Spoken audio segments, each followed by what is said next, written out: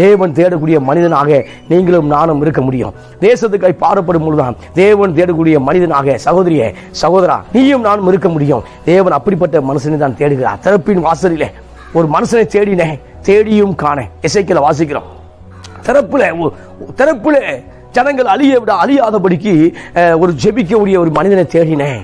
ஆமா, மோசே ஜனங்கள் அழியாதபடி திறப்புல நின்றார்.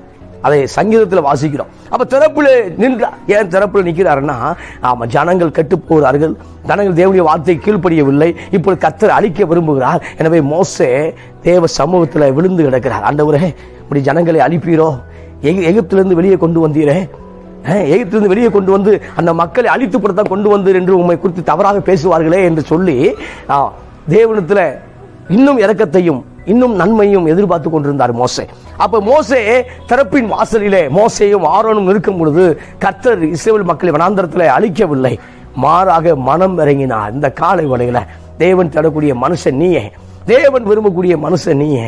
நாம் திறப்பில் நிற்கும் பொழுது ஆமா, தேர்தலுக்காக நிற்க வேண்டும், ஒவ்வொரு காரியங்களுக்காக நிற்க வேண்டும். ஒவ்வொரு ஸ்டேட்ல எந்த அக்கிரமங்கள் பெரிய இருக்கு அந்த அக்கிரமத்துக்காக நம்ம ஜெபிக்க வேண்டும். உபவாசிக்கும் பொழுது நிச்சயமாய் நம்மை ஆசீர்வதிக்கிறதா இருக்கிறார். நான் உங்களிடத்தில் அனுப்பினேன், ஆமா, என் பெரிய சேனை ஆகிய வெட்டுக்கிளிகளும் பெரிய சேனையை அனுப்புறேன். ஆமா, இந்த நாள்ல ஆசீர்வாதம்ங்கிற பெரிய சேனையை